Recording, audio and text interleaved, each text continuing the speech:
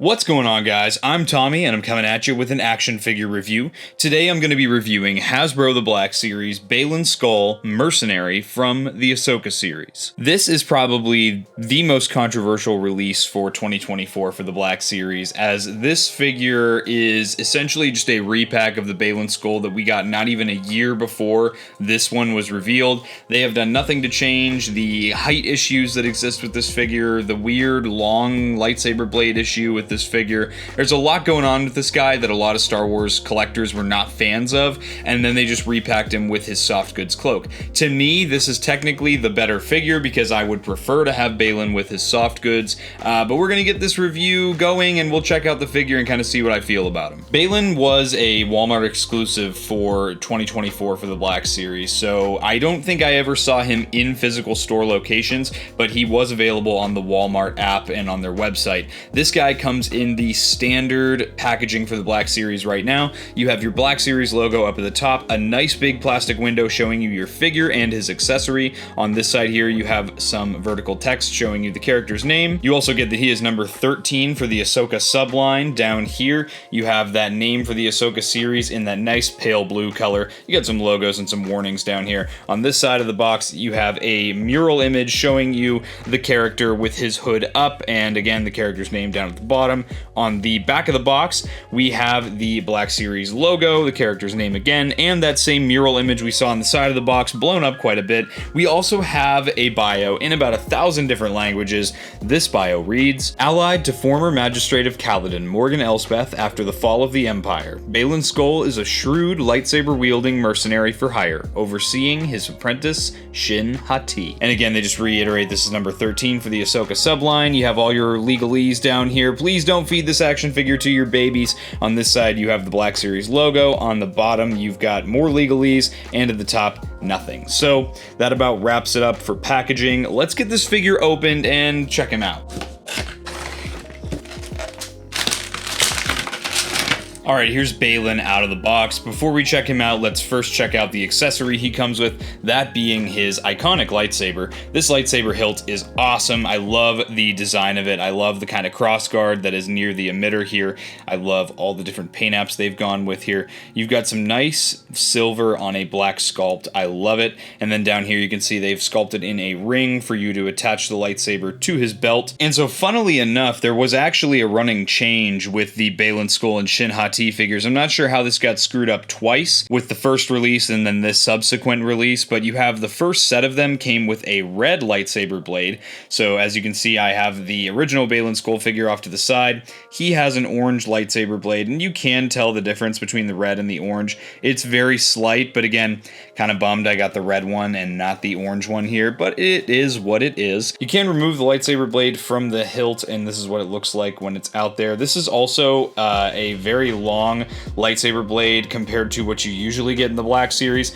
For some reason, I don't know if this is accurate to the show, but I guess for some reason the Hasbro team was under the impression that this guy would have a broadsword style lightsaber and therefore required a much longer lightsaber blade. It is what it is. You know, I'm not entirely a fan of that decision, but nothing you can go back on now. So let's check out the figure next. Taking a look at Baylan Skoll. So like I said before, this is the exact same Baylan Skoll figure that you would get if you bought him from the mainline wave. This guy does, however, come with a soft goods cloak, hence why they gave him the Mercenary name. One thing I gotta say is I love this little paint application here at the edge of the hood with this gray color. I think this was a really smart choice, and I think honestly it's going to really elevate the way that this hood displays here. I like that they've stitched down the corners, and honestly this is probably the best looking soft goods cloak I think I've ever seen in the Black Series, if not top 3 of all time. They've done a really good job at making that look natural and making it look like it fits on the figure. figure. You can even kind of see that that gray paint application kind of goes all the way down to the bottom of the hood there where it's stitched. So again, I'm really happy with that. You can of course also bring this down so that it's behind him, and that exposes the face. I don't think this looks a lot like Ray Stevenson. I think it looks like Dark Jedi Santa Claus, but oh well, it gets the point across. I think the paint applications look good enough. You know, they got the eyebrows done very nicely, and the details of the face look good enough as well. Really happy that they did a dark wash around the mustache and all throughout the hair of the figure, gave him a really heavy dark wash. I think that's going to really help bring out a lot of that sculpted detail for that hair. Now, let's take off the soft goods cloak, which is literally the easiest thing in the world. You just pull it up over his head, and there it is, it's off now. And with that, we are now left with the Baylan Skoll base figure, which now is literally, like I said, this is exactly the same figure as the original release of Baylan Skoll. So essentially, in a way, it's a repack. So what you've got here is tons of just like weathering and a wash of this lighter blue color on a dark gray sculpt. I think this looks really, really good. I will say the way that mine was packed in, it looks like the shoulder armor is warped. This left shoulder is really, really bad. Good thing I'm going to be keeping the soft goods on this figure when I have them on display. I like a lot of the details that they painted. This belt buckle has a lot of painted detail with that silver and that very bright green. I also like the ring that's painted here too, again with that kind of gold and green there. They've done a great job again with the wash. This follows all the way through to the gauntlets and the hand armor. I think as far as the painted detail goes, they really knocked it out of the park with this figure. And then of course down here at these kind of rubbery overlays that make up the skirt piece, this is cut kind of in half at so the back is one piece and then in half again, so it splits again at the front here. They've done a good job sculpting all the leather belts and all the draping cloth and things like that. It all looks really good. Underneath here, of course, you're gonna have just barren sculpt here, and as you can see, it's kind of separating at the little pieces here up at the belt. So what we'll do is you can just push those into place, and it's really not a big deal at all. If anything, it's going to help you articulate the figure even better.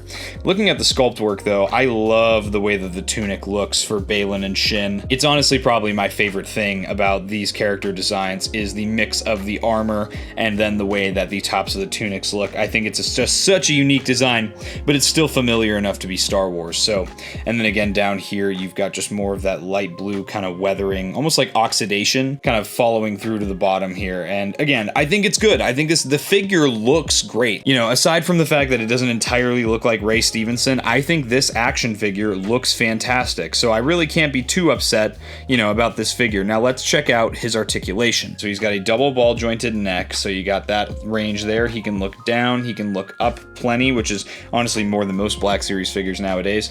He can get some good tilt out of that head too, as well as the ability to look right and left. The shoulder armor is on an O-ring system, and then this outer tunic is not a rubbery overlay, how a lot of them are in the Black Series nowadays. This is all one sculpt here. So the shoulder armor is on an O-ring system with the butterfly joints that are also tucked into the sculpt of the midsection, and you can get some really good range out of that butterfly joint. So that's great for a lightsaber wielding character. He has also a hinge and swivel, so with those hinges you can actually get way past that 90-degree mark, which is awesome for Black Series. And then if you're articulating the arms and you want to do that full 360-degree swivel, I'd recommend keeping that shoulder armor with the rest of the arm, as it can get caught if you're just trying to push the arm around without it. So just be wary of that. Obviously, if you're just bringing the arms forward or back just a little bit, you can still have it separate, but again, just something to be mindful of. He does have some single jointed elbows, which bring you well past that 90-degree mark and also have a swivel at the top of the elbow there. And then Baylan's also got some ball jointed wrists, which are absolutely crazy. I love that they've been including ball jointed wrists with some of the Black Series figures recently. It's a great addition to the line, and I think these have some of the best range in the line out of the figures that do have the ball jointed wrists. Baylan does have a ball joint at the midsection, which is also going to give you some really, really nice range, even with all of these overlays down here. He does have, if you pull up the skirt piece here, he's got some hip joints here that are on a ball joint, so you got plenty of range with those. They are the newer version of the hip joints, so they did omit the cut for a thigh swivel, but the new hip joints do have the ability to kind of pivot in and out. He does have some single angle jointed deep cut knees here. Those get you to just shy of 90 degrees, like literally just barely. And he does have a swivel at the top of the knee as well. And then down at the bottom at the ankle here, he's got a forward facing pin for rocker, which is hindered pretty bad by the sculpt of the kind of protectors for the shins here. And then he does have a hinge, which gets you some really good forward and almost no back at all. So overall, I'd say that this guy has some of the best articulation that the Black Series has to offer for modern day figures. Let's get him posed up with his lightsaber and his cloak and see what he looks like. So real quick before we put the lightsaber in hand, there is some weapon storage. You have a hook at the belt here, and all you do is you just take the ring from the lightsaber and kind of work the hook into it. This is going to look really nice on the belt. I think it sits very naturally, and you can shake the figure around and it will pass the shake test, which is honestly great. A lot of times I don't expect these little hook systems to be able to do that, but this figure can achieve that, so that's good. Now let's put the blade back into the hilt here, and with that there, let's get Baylan with the lightsaber in hand. So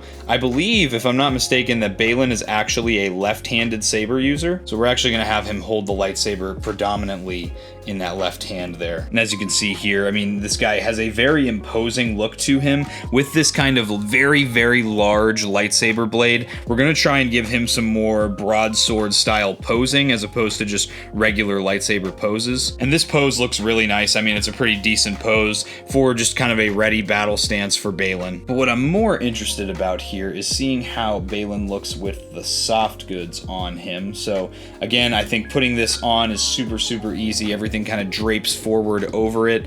Aside from the paint application at the top of the hood here, you really don't have anything extra. I'm interested to see how this guy can articulate it. I mean, the good thing is, you know, you can really get this to sit nicely because it's kind of weighed down by the paint application at the top here, and so you can get him into some nice poses. You can get the lightsaber completely behind his back, and the soft goods don't look completely ridiculous. I mean, obviously, it's a 6-inch scale, so the soft goods are never going to be perfect, but for as close as you can get it, I think it looks pretty good. To mock some of the official kind of character shots for this guy, this is one of the poses that they give him for the official Ahsoka posters, and I think, again, this looks really good. I'm really happy with how the soft goods look on this guy. It's just, again, a shame that he has a lot of the pre-existing issues that the old Baylan figure had. Because of the ball-jointed wrists and the butterfly joints, it makes it very easy to get Baylan into some two-handed lightsaber holding poses. I try when I pose Baylan to keep everything close to the chest. That's kind of his fighting style, so I try to stay true to that when I'm posing this figure, and I think this is a great pose for that. And here's a nice little one-legged action pose for Baylan here. I like with the soft goods, you can kind of fold them back and make them look like they're blowing in the wind a little bit, and I think this guy's got a great center of gravity. Even with those ankle joints being hindered a little bit, you can still get some nice movement and stability out of this figure. And so when I talk about the issues, when I talk about Baylan's skull, it's because Baylan's skull is actually Baylan's small, and you can see it really here. You have Baylan's skull is supposed to be higher than 6 foot tall, and then Shin Hati is supposed to be shorter than 6 foot tall. They just made both of these figures 6 inches, so they're exactly the same height. I pose mine in a way that makes Baylan look taller than Shin, so I don't really care, but I can completely understand all the complaints coming from collectors, because then they repacked both of these guys and then just did it again. They just added soft goods but didn't fix things like the height issues. So I can completely understand where collectors are coming from there. However, for me, I do think that the soft goods ones are worth getting because they have the superior looks with that cloak. And with that, guys, that pretty much wraps up my thoughts on this figure. I think he's worth getting if you want a Baylan and Shin and you don't have one yet. I think that the soft goods looks offer superior looks for these characters. I really like how they did the soft goods on this Baylan, so I'm not upset or disappointed that I picked this one up. However, I could understand if you want to pass on this one because you already have the old one, and again, they just did not fix any of the issues that the original Baylan Skoll figure had, so I do understand that as well. And with that being said, guys, I hope you enjoyed this review. If you did and you're not yet subscribed, subscribe to Blitz Transmissions. I've got awesome Star Wars content coming out all the time. Make sure to check out my social media, all of which is linked in the description below. That's going to be all for this review, guys. I'll catch you for the next one, and may the Force be with you.